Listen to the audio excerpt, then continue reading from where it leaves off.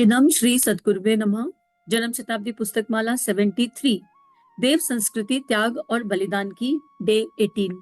परम पूज्य गुरुदेव वंदे माँ के सानिध्य में एक दैव्य यात्रा जिसमें हमारे अंतःकरण पूरी तरह बदल चुके हैं। हमारे अंदर राम राज्य की स्थापना हो चुकी है। हम लोग सतयुगी आत्मा बन गए हैं और अभी चाहे उसमें हमारे मन में ये भाव भी चले गए कि हम कौन है। हम रीछ वानर हैं, मानव हैं, गिलहरी हैं, क्या है, हम जो भी हैं, इस पल हम जो भी हैं और जैसे भी हैं, हम इस दैवीय कार्य में युग निर्माण योजना की सहयोगी आत्माएं हैं और ये हमें अपने मन में बिठा लेना चाहिए। कल गुरुदेव ने हमें अवचेतन मन और चेतन मन का कॉन्सेप्ट बताया और ये समझा दिया कि हम आज हमारे जीवन में जो भी परिस्थितियां हैं हम उसको मैनिफेस्ट कर रहे हैं। आशा है सभी ने अपनी कॉपी जांच ली होगी और देख लिया होगा कि आज तक की उपासना साधना और आज तक जितना भी जप किया उसकी पीछे की मूल एनर्जी क्या थी। जो प्रणेता विचार है, इसे कहते हैं प्रणेता विचार। ये प्रणेता विचार ही हमारे जीवन का सत्य होता है। आप कोई भी काम कर रहे हैं, आपको बार बार तहों में जाना होगा अपने भीतर। इसी को कहते हैं मनोविज्ञान। हमने कोई मंत्र करने का भाव आया, क्यों आया, फिर उस क्यों के पीछे जाइए, उस क्यों के पीछे जाइए, वहां तक चले जाइए जब तक आपको शून्य नहीं मिलता। जब आपको शून्य मिल जाएगा तो जप अकारण हो जाएगा, साधना अकारण हो जाएगी, प्रार्थना अकारण हो जाएगी और वहां से निष्काम कर्म बहुत सहजता से हो जाएगा। भगवत गीता में निष्काम कर्म की बात जगह जगह करी गई है और निष्काम कर्म ही मानव देह में सीखने का एक समझ लो एक उद्देश्य मानव देह का ये भी है। क्यों? क्योंकि ये उभय योनि है। मानव देह को मानव देह उभय योनि कही जाती है। उभय योनि क्या होती है? उभय योनि वो योनि है जिसमें हम पुराने कर्मों का लेखा जोखा भोग सकते हैं और नए कर्म भी बना सकते हैं और कर्म से मुक्त भी हो सकते हैं। कर्म करते हुए भी कर्म से मुक्त हो सकते हैं। बाकी किसी योनि को ये शक्ति नहीं मिली। जो जानवरों की योनि होती है वो केवल भोगते हैं, नए कर्म नहीं बना सकते क्योंकि उनके पास वो विवेक नहीं है। जो देवता होते हैं, जो मानव जीवन से ऊपर की योनियां होती हैं, जो देव होते हैं, वो अपने किए गए अच्छे कर्मों को भोग रहे हैं तो इनडायरेक्टली वो भी भोग रहे हैं। वो भी नए कर्म नहीं बना सकते क्योंकि उनके पास सारा विज्ञान सारा ज्ञान है। उनको पता है भविष्य क्या है, वर्तमान क्या है, तो उनके पास भी वो चॉइस नहीं होती। इसलिए पृथ्वी को सबसे दिव्य कहा गया है। इस पृथ्वी रूपी पाठशाला पर गायत्री माँ का आशीर्वाद अगर प्राप्त हो गया, यूनिवर्सल मंत्र है गायत्री मंत्र, अगर वो मिल गया तो समझ लीजिए जीवन में लॉटरी का टिकट खुल गया और कोई लॉटरी को ढूंढने की आवश्यकता नहीं है और कुछ करने की आवश्यकता नहीं है। इसे करें। अब ये पूछें क्यों कर रहे हैं? आप जब भी मंत्र करें, साधना करें, उपासना करें, अपने आप से प्रश्न करें और प्रश्न के आपको ना कारण मिलते जाएंगे। फिर एक कारण मिला, फिर उसकी तह में जाइए, फिर दूसरा कारण मिला, फिर उसकी तह में जाइए। एक अवस्था आएगी जब आपके पास अब कुछ कारण नहीं, आप शून्य हो जाओगे और जब उस शून्य से मंत्र निकलेगा तो वो निष्काम ऊर्जा का होगा। हमें कुछ चाहिए ही नहीं, हम बस कर रहे हैं। जैसे आंखें देख रही है, नाक सांस ले रही है और जीभ बोलती है, ये करना थोड़ा पड़ता, हो रहा है अपने आप। ऐसे ही मंत्र सांसों में घूमने लगेगा। कोई भी मंत्र होगा, बैठकर करिए, फिर नाम जप की ऊर्जा पर शिफ्ट हो जाएगी कॉन्शियसनेस अपने आप। उसके बाद हमारा इष्ट निर्धारित करेगा, हमारा गुरु निर्धारित करता है कि किससे कौन सा मंत्र करवाना है। कुछ लोगों ने अनुभव किया होगा कि कभी कभी अपने आप से महामृत्युंजय गा रहे हैं, कभी राम गा रहे हैं, कभी राधा गा रहे हैं, पता ही नहीं चल रहा, कभी हरे राम हरे कृष्णा का जप करना शुरू कर दिया। ये क्या हो रहा है? अब दैवीय शक्तियों ने देह को चुन लिया, निष्काम की ऊर्जा पर चले गए। निष्काम की सिंपल लाइन डेफिनेशन क्या है? कर्म करिए, कर्म में आसक्त मत रहिए, कर्म के परिणाम का चिंतन मत कीजिए। दोनों। कुछ लोग एक पार्ट फॉलो कर लेते हैं, कर्म किया, फल की इच्छा नहीं करी, तो उसमें उत्साह खत्म हो जाता है और उत्साह खत्म हुआ अगर तो समझ लो आप निष्काम कर्म की ऊर्जा पे नहीं हो। अब परिणाम का तो सोचना ही नहीं है। अब मानव जीवन मिला है तो करना तो पड़ेगा ही, तो कर लेते हैं। अब फल तो हमारे हाथ में है नहीं, वो तो भगवान के हाथ में है, हम तो क्या ही करें। ये क्या है? उत्साहविहीन हो गए। और उत्साहविहीन हो गए। सूर्य रोज उत्साह के साथ निकलता है, चंद्रमा अपनी चांदनी उत्साह देता है, प्रकृति पूर्ण उत्साह से भरी पड़ी है। फूल आता है, फिर धरती में समा जाता है, लेकिन फिर उसी उत्साह से निकलता है। आप पेड़ को काट दीजिए, तने को खत्म कर दो पेड़ के, वो फिर उसी उत्साह से फिर से उग जाएगा। तो हमारा उत्साह क्यों खत्म हो रहा है? जैसे ही हमको ये पता चलता है कर्म का फल अपने हाथ में नहीं है तो उत्साह खत्म होता है, क्योंकि मूल में हमें तो कुछ चाहिए था। अब हमें श्योर नहीं है कि वो हमें मिलेगा कि नहीं मिलेगा।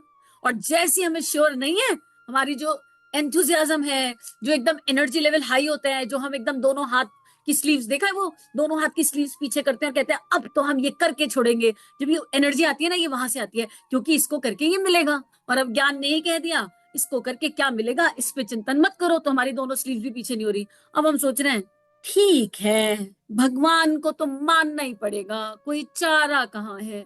तो भगवान को मजबूरी में मत मानो, क्योंकि अब आपके कर्म के पीछे मजबूरी आ गई। मजबूरी आ गई तो ये निष्काम की एनर्जी नहीं है। तो अब क्या है, दूसरा है, इससे इससे क्या होगा, कर्म में आसक्त मत हो। एक तो इस एनर्जी को समझ लो अच्छे से कि कर्म में आसक्त जब नहीं होंगे आप, तो आप डिटैचमेंट के साथ जब कर्म करेंगे तो आप पांचों शक्तियां लगा देंगे। अब अपने रिसोर्सेस को चेक करो, कोई भी कर्म करते हुए, वो एक जप भी है ना, तो रिसोर्स देखो। मैंने एक गायत्री मंत्र किया, मेरे पास क्या रिसोर्स है? सबसे पहला रिसोर्स भावना। कौन सी भावना? दैवीय भावना। उसके बाद इंटेंसिटी का है, इंटेंसिटी मैटर करता है। जितनी कभी किसी से प्यार किया है? सब नहीं किया होगा, ऐसा तो पॉसिबल नहीं है प्यार ना किया हो। कितनी शिद्दत से होता है, और इसीलिए डायलॉग बड़ा फेमस है, जिसे आप शिद्दत से चाहते हैं पूरी कायनात आपको उससे मिला देती है। तो कभी मंत्र भी भाइयों बहनों शिद्दत से करके देखो, उसी इंटेंसिटी से। अरे नहीं, मानव जीवन मिला है और ये तो दिव्य ही होगा। तो हमारे पास क्या रिसोर्स है? पहला रिसोर्स है देह। उसके बाद क्या रिसोर्स है हमारे पास? अगले 5 रिसोर्सेज है हमारी इंद्रियां। अरे ये आंखें क्यों है? आपको एक मंत्र करना है, 1 मिनट में 6-7 मंत्र हो जाते हैं। गायत्री मंत्र करके देख लेना, 5 तो हो ही जाते हैं। अब 5 मंत्र की जगह 3 कर लो, और उस 1 मिनट को डिवाइड कर लो। आंख बंद करो, गायत्री माता को देखो और देखकर मुस्कुराओ, माँ आप तो हमारी माँ है। और जैसे ही आप उनसे माँ के संबंध से जुड़ोगे, आपका एक रिसोर्स एक्टिवेट हो गया, आंखों में गायत्री बन गई। कान में, अब कानों को कहो सुनो, मंत्र कर रहे हैं, ब्रह्मांड में जा रहे हैं, ध्यान से सुनना। अब कान बिजी हो गए, ठीक है, पंच इंद्रियों को विषय मिल गया। अब जीवा से कहो थैंक यू सो मच, तुम कितनी प्यारी हो ना, तुम कितनी अच्छी हो, तुम गायत्री मंत्र करती हो, उसको सुनती हूँ, फिर आंखें देखती है तो मन आनंदित हो जाता है। अब त्वचा से कहो मेरे रोम रोम से गायत्री मंत्र का प्रकाश निकलकर ब्रह्मांड में जा रहा है। अब देखो सारी इंद्रियां कैसे एक्टिवेट हो गई। जब ये होगा तो ब्रह्मांड से एक दिव्य श्वास आएगी, जो नाक के साथ अंदर चली जाएगी, और सांसों से कहना तुम कितनी अच्छी हो, तुम गायत्री मंत्र को भीतर लेकर जाती हो। ये गायत्री के साथ अप्लाई कर लो, ये राम के साथ अप्लाई कर लो, ये कृष्ण के साथ अप्लाई कर लो, ये अल्लाह के साथ कर लो, वाहे गुरु के साथ कर लो, किसी भी जिस भी शक्ति में बिलीफ सिस्टम है उसके साथ कर लो। रिसोर्सेज का उपयोग हो गया। अब जब तुम ये करोगे और तुम इस भाव से 5 मंत्र भी कर लोगे, तो तुम्हारी उपासना पूर्ण हो गई और तुम्हारा विवेक जागृत होना शुरू हो जाएगा। एक दिन करने से कुछ नहीं होता, ऐसा मत सोचना। जब कोई मूर्ति बनती है तो पहली चोट का भी उतना ही असर होता है जितना अंतिम चोट का है। अंतिम चोट जब पत्थर पे मारो तो मूर्ति निखर कर आती है, और वो चोट नहीं होती है थोड़े की, बड़े प्यार से एकदम शाइनिंग की जा रही होती है मूर्ति की, थोड़ा थोड़ा घिस कर। पहले बार जोर से हथौड़ा मारा जाता है। तो ये जो पहली बार तुमने किया और फिर जो तुम अंतिम बार करोगे, इन सबकी वैल्यू है। इसमें जो महत्वपूर्ण है वो है निरंतरता, कॉन्टिन्यूटी। आप इतना कर लो 1 मिनट, लेकिन हम 1 साल करेंगे, लेकिन हम इतनी इंटेंसिटी से, क्योंकि एक रिसोर्स है समय, हमें अपने रिसोर्सेज ही तो चेक करने हैं। एक रिसोर्स है समय, तो हम 24 घंटे में से इस धारणा, इस भावना के साथ अपनी समस्त इंद्रियों को ये दैवीय विषय देकर 1 मिनट रोज, केवल 1 मिनट रोज ये भाव से मंत्र करेंगे। 365 दिन करेंगे, एक दिन भी छूटना नहीं चाहिए। अगर छूटा तो फिर से रीस्टार्ट, फिर से 1 2 3। इतना तो सभी कर सकते हैं। क्या आप सब लोग परम पूज्य गुरुदेव वंदे माँ के सानिध्य में, गुरु मंडल, देव मंडल, ऋषि मंडल के सानिध्य में ये 1 मिनट निकाल सकते हैं अपने जीवन का? 365 मिनट निकालने के बाद आपको समझ में आ जाएगा कि ये जादू क्या है। और यही अभ्यास आपको हर जगह लगाना है। ऑफिस का काम कर रहे हो तो भी अपनी इंद्रियों को केंद्रित कर दो, परिणाम से तुम मुक्त हो गए हो। पांचों शक्तियां लगा दी। जब ऑफिस का काम कर रहे हैं तो हमारी शक्तियां क्या है? मंत्र करते हुए हमारी शक्तियां, ये इंद्रियां थी, ये भावनाएं थी, ये विचारणाएं थी, 3 शरीर थे, ठीक है। ऑफिस का काम कर रहे हैं तो हमारी शक्ति क्या है? लैपटॉप है, उसको अच्छे से टेक केयर करो। ऑफिस के एम्प्लॉइज जो हमारे साथी आत्माएं, वो भी तो रिसोर्सेज हैं, उनको थैंक यू डालो। अपने मन में उस ऑफिस को थैंक यू डालो, थैंक यू सो मच, तुम्हारी वजह से हमारे घर में श्री आ रही है। उस अपने बॉस को, उस जगह को, सबको थैंक यू डालो। कोई भी काम कर रहे हो, और फिर देखो हमारे रिसोर्सेज क्या है। अपनी बौद्धिक क्षमता देखो, अपनी मानसिक क्षमता देखो, सब कुछ देखो, और पूरी तरह उस काम में लगा दो। लेकिन दुखी होके ऑफिस का काम मत करना। हाँ, प्रेजेंटेशन बना रहे हैं, पता नहीं अच्छी बनेगी कि नहीं बनेगी। अरे तुम लगाओ ना अपने रिसोर्सेज, बढ़िया जो तुम्हारे पास है सारे रिसोर्स। पर रिसोर्सेज लगाने के लिए उन्हें चेक भी तो करना पड़ेगा, मेरे पास है क्या क्या। मान लो तुमको केमिस्ट्री आती है, और तुम्हारा प्रिंसिपल तुम टीचिंग की जॉब में हो और तुम केमिस्ट्री बहुत बढ़िया पढ़ा सकते हो, तुम्हारे प्रिंसिपल का फोन आए, सुनो आज जाओ बच्चों को मैथ्स पढ़ा दो। अब जब तुमको आता ही नहीं तो तुम कैसे पढ़ाओगे? और तुम डर के मारे प्रिंसिपल से ये कह ही ना पाओ, सर हमको तो मैथ्स नहीं आता। बोलो सर, अगर बच्चों की टीचर नहीं आई है तो क्या मैं उन्हें केमिस्ट्री के अच्छे कॉन्सेप्ट बता दूं? तुमने अपना रिसोर्स चेक कर लिया, take that in charge, be in charge of yourself. Power है तुम्हारे पास, बोलो मुझे केमिस्ट्री आती है।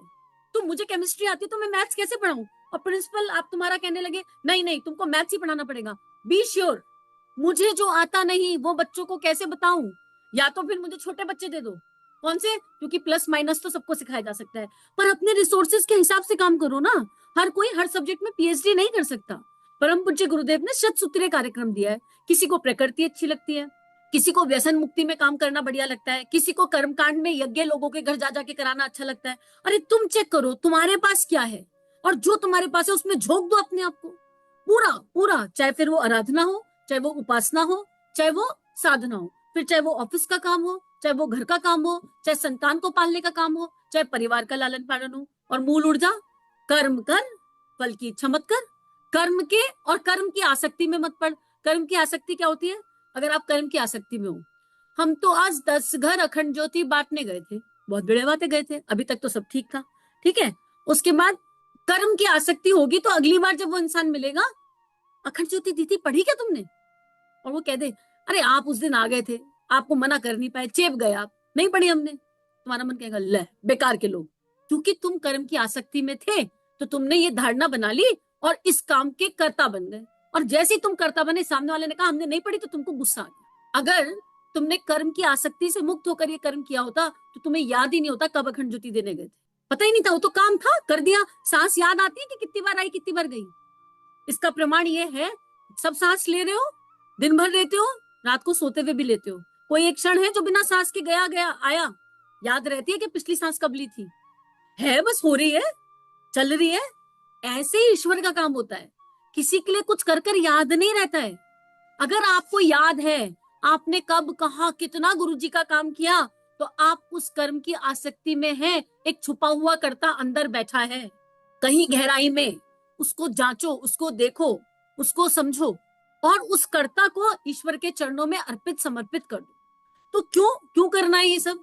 आनंदित जीवन के लिए। नहीं करोगे तो सुख दुख के बंधन में उलझे रहोगे। जिसने ये समझ लिया, जीवन देखो दो लोगों का बिल्कुल एक सा जीवन होगा, एकदम सेम टू सेम, एक एक परिस्थिति सेम, परिवार के लोग बिल्कुल सेम टू सेम, गुण कर्म स्वभाव के। अगर बिल्कुल दो लोगों को सेम जीवन दे दिया जाए, बिल्कुल डॉट डॉट डॉट, लेकिन एक के पास ये ज्ञान ये भावनाएं हो और उसे पता हो कि कर्म करना है, कर्म की आसक्ति नहीं रखनी, कर्म के फल से मुक्त रहना है, और एक के पास ना हो, तो एक इस दुनिया का सबसे खूबसूरत आत्मा से सबसे आनंदित इंसान हो सकता है और दूसरा सबसे दुखी इंसान हो सकता है। परिस्थिति एक, मनस्थिति अलग अलग। अब क्या हुआ राम राज्य में? परम पूज्य गुरुदेव क्या कह रहे हैं? राम राज्य में ये हुआ कि सबकी मनस्थिति बदल गई, क्योंकि सबने राम को समर्पित कर दिया अपने आप को। गिलहरी को भी टेंशन नहीं थी कि मैं क्या करूंगी, और हनुमान जी को भी फिक्र नहीं थी कि मुझसे क्या कराया जाएगा। उन्हें यह पता था हम तो राम के पीछे पीछे चल रहे हैं और जो राम कहेंगे वो हो जाएगा। अब बढ़िया हो तो राम जाने, बेकार हो तो राम जाने, हमें नहीं पता, हम तो राम राम राम राम कर रहे हैं, राम के पीछे पीछे चल रहे हैं। हमें भी मिल गए राम, हमें भी मिल गए युग दृष्टा, हमें भी उनके पीछे पीछे चलना है। मैं तो उनके पीछे पीछे चल रही हूँ, तभी तो कॉपी पेस्ट करके तुम्हें बता रही हूँ। ये सब कॉपी पेस्ट है, इसमें मेरा कुछ नहीं है, यहाँ कॉपी पेस्ट कर रही हूँ, क्योंकि ये जीवन में जी कर देखा, बड़ा आनंदित हो गया जीवन, बड़ा प्रसन्न जीवन हो गया, सुख दुख का चक्कर ही खत्म हो गया। और इस सबको करने के लिए क्या चाहिए? अभ्यास योग। ओवरनाइट कुछ भी नहीं होता, ओवरनाइट बच्चा भी नहीं जन्मता, ओवरनाइट ना तुम दुनिया में आए ना हम दुनिया में आए। अभ्यास, इसलिए बोला 365 दिन। कब तक करना है? हमें डेट की टेंशन ही नहीं है, क्योंकि हमें परिणाम की टेंशन नहीं है। भाई सांस लेने के लिए पूछते हो क्या? हम सांस कब तक लेंगे? 10 साल लेनी है कि 5 साल लेनी है कि 50 साल लेनी है? आंखें कब तक देखेंगी? अच्छा आंखों, हम तुम्हें टारगेट दे रहे हैं, चलो तुम ना 6 महीने देखना, और आंखें कहीं 6 महीने बाद क्या? 6 महीने बाद कोई जरूरत नहीं है, बस इतना ही टारगेट है हमारा। ऐसे थोड़ा ऐसे करते हो क्या कभी? अरे नाक है तो सांस आएगी, और कब तक आएगी? जब तक जीवन है आएगी। तो ये अभ्यास लाइफ लॉन्ग अभ्यास है। ये प्रश्न ही नहीं आना चाहिए कि कब तक करना है। अगर ये प्रश्न आ गया तो कर्म के फल की फिक्र है। हमने ये किया 365 दिन, इसके बाद क्या होगा? कुछ भी नहीं होगा, जहां हो वहीं रहोगे, कोई दिक्कत है? करके तो देखो। कुछ चीजें अनुभव की जाती हैं, कुछ चीजें एक्सपीरियंशियल हैं, ठीक है? कुछ चीजें कोई कितना भी तुम्हें पिला दे ज्ञान, गुरुदेव ने परम अवस्था को प्राप्त कर लिया। उस परम अवस्था को प्राप्त करके परमहंस अवस्था से 3200 किताबें लिख दी। उसके बाद भी ऐसे लोग मिल जाते हैं जो कहते हैं किताबों में सोल्यूशन नहीं है। कवर पेज पढ़कर बुक का आकलन लगाओगे तो कहां से सोल्यूशन मिलेगा? पूरा सोल्यूशन अकेली मैं क्या हूं में बैठा हुआ है। अरे आप उस किताब को रीड मत करो, just don't do mayor reading, स्व का अध्ययन करो। एक एक लाइन से पूरी एक किताब बन जाती है। अभी देखो क्या पढ़ा, केवल किताब खोली थी, एक लाइन पढ़ी थी और कितनी बड़ी किताब निकल के आ गई, कितनी सारी चीजें निकल कर आ गई। ये कहां से आ रही है? किताब से ही आ रही है। पर विवेक तो खोलो, अपनी इंद्रियों को झोंक दो उस स्वाध्याय में और देखो तुम्हारी इंद्रियां ही तुम्हें बताने लगेंगी, अरे इसका मतलब ये है, अरे उसका मतलब ये है, अरे ये समझाया जा रहा है, अरे वो बताया जा रहा है। तो मनुष्य, इसीलिए गुरुदेव ने कहा मनुष्य अपनी परिस्थितियों का निर्माता स्वयं है। मनः स्थिति बदले तो परिस्थिति बदले। इसका मतलब ये है परिस्थिति बदलेगी या नहीं हमें नहीं पता, हम आनंद में रहेंगे, हमें कोई सुख दुख नहीं होने वाला, टेंशन फ्री। और उसके बाद ऐसा नहीं है कि आउटपुट नहीं आएगा, क्योंकि काम उत्साह से करना है, इतना एक्साइटमेंट के साथ काम करेंगे, इतना एक्साइटमेंट के साथ काम करेंगे। और ये मैंने कब जिया, मैं आपको एक एग्जाम्पल बता देती हूँ। गुरुजी ने कहा स्वाध्याय समूह के साथ करना है, अच्छा जी। श्री प्रिया का जन्म हो गया, ओके जी। उसके बाद क्या हुआ, श्री प्रिया पे ऑडियो जाने शुरू हुए, ऑडियो जाने शुरू हुए और कोई खास रिजल्ट नहीं आया। तो एक दो बार लगा गुरुजी ये क्यों करा रहे हैं, गुरुजी ये क्यों करा रहे हैं, रिजल्ट तो कुछ आ नहीं रहा, रिजल्ट तो कुछ आ नहीं रहा। और फिर एकदम से क्लिक किया दिमाग में कि ऐसा किसे सोच लिया कि रिजल्ट नहीं आ रहा। अरे भाई, काम शुरू किया गुरु के कहने पर किया, अपना ना कोई स्वार्थ, ना कोई इच्छा, ना कोई भाव, और रिजल्ट कैसे नहीं आ रहा। ये जो 100 लोग हैं, उस समय 100 लोग होंगे लगभग, ये जो 100 लोग हैं ये क्या साथी आत्माएं नहीं है? इसका मतलब मन में कहीं ये भावना है कि ये 100 1000 हो जाए, 2000 हो जाए, 10,000 हो जाए, करोड़ हो जाए। इस भावना को गुरु चरणों में रख दिया। लेकिन ये भावना देखने को कब मिली, तब जब गुरु का कहना माना, गुरु का कहना मान के काम शुरू किया, तब समझ में आया। फिर हंसी आ गई, हाय भगवान, गुरु जी कहाँ कहाँ छुप के बैठा रहता है। और उसके बाद अब नंबर 100 है या 100 करोड़, अंतर नहीं, ये क्योंकि ये नंबर मेरा गुरु ही डिसाइड करेगा। उन्होंने कुछ सोच के तो कहा होगा ना कि ये करना है, वो जानते होंगे मेरे को क्या लाभ हो रहा है, ये लाभ हानि से परे है, लेकिन मुझे अपने गुरु का सानिध्य प्राप्त हो रहा है। एक, दूसरा नियमितता आ गई जीवन में। दो, नियम से स्वाध्याय होता है, आत्मा आनंदित होने लगती है, दिन भर की चार्जिंग हो जाती है, जो नहीं हो सकता था। आप लोगों के लिए ग्रेटिट्यूड है। और तीसरी एक चीज बताऊं, जो प्यार मिल रहा है, आपने मुझे नहीं देखा, मैंने आपको नहीं देखा, इतना बड़ा परिवार, लेकिन प्यार, आप बिना देखे मुझसे प्यार करने लगे, मेरे लिए आशीष भेजते हो, सद्भावनाएं भेजते हो। और मतलब कोई भी परिस्थिति आ जाए तो कभी आपको कोई स्वाध्याय की सुनी हुई बात याद आ जाती है। ये क्या है, इंसान दुनिया में सब कुछ कमा सकता है पर प्रेम कृपा से कमाता है। तो ये जो मिल रहा है ये क्या है? तो ये यात्रा फिर ऐसी यात्रा है, केवल आत्मनिर्माण समाज की सबसे बड़ी सेवा, ये आत्मनिर्माण की यात्रा है। और मित्रों, इतना खूबसूरत आत्मा का निर्माण और इतनी इतनी हैप्पी फीलिंग कि परम पूज्य गुरुदेव की जन्म शताब्दी पर जो 100 किताबें, जो 100 प्रवचन लॉन्च हुए, जो परम पूज्य गुरुदेव की वाणी है, उनको पढ़ने का सौभाग्य प्राप्त हो रहा है। क्या इससे ज्यादा कुछ सौभाग्य हो सकता है एक मानव देह में? नहीं हो सकता। और निश्चित आप लोगों के जीवन में परिवर्तन आ रहा है। मैं श्योर एंड शॉर्ट हूं कि अगर किसी ने 10 से 15 वीडियो सुन लिए तो उसके जीवन में क्रांति आ जाएगी। परम पूज्य गुरुदेव बीज रूप में उसके अंतःकरण में स्थापित हो जाएंगे, मुझे कोई संशय नहीं है इस पर, और होंगे ही होंगे। और फिर एक ऐसा समय आएगा, अगर आप लगातार सुनते रहेंगे, आपके अंदर इतना प्रेम भर जाएगा, इतना प्रेम भर जाएगा, इतना प्रेम भर जाएगा कि आपके अंदर से छलकने लगेगा और आप अपने आप इन भावनाओं को विस्तार कर देंगे। अपने आप कहेंगे चारों तरफ सबको, नहीं नहीं सुन के देखो, नहीं नहीं सुन के देखो, सुन के देखो, सुन के देखो, ऐसा होगा। तो आज इस स्वाध्याय को इसी भावना के साथ गुरु चरणों में अर्पित समर्पित करते हैं और गुरुदेव से प्रार्थना कि हम सबके अंतस में वो दिव्यता जग जाए। गुरुदेव हमें जिस यात्रा पर ले जा रहे हैं, माँ हमें जिस यात्रा पर ले जा रही है, वो उनका देखा हुआ रास्ता, और हम बिल्कुल कहना मानकर अच्छे बच्चे की तरह इस रास्ते पर चल सके। सभी अपना ध्यान रखिए। इदम श्री सद्गुरुवे नमः। चलिए समाज में कुछ अच्छा बांटे। अगर ये भावनाएं आपके अंतःकरण को स्पर्श कर रही हैं, आपको अच्छी लग रही हैं और आपके जीवन में परिवर्तन आ रहा है, तो इस परिवर्तन को विश्वव्यापी बनाते हैं। संतों की और ऋषियों की इस लेखनी को सब जगह फैलाते हैं। चैनल को लाइक कीजिए, सब्सक्राइब कीजिए और ज्यादा से ज्यादा साझा कीजिए। जय हिंद, जय भारत।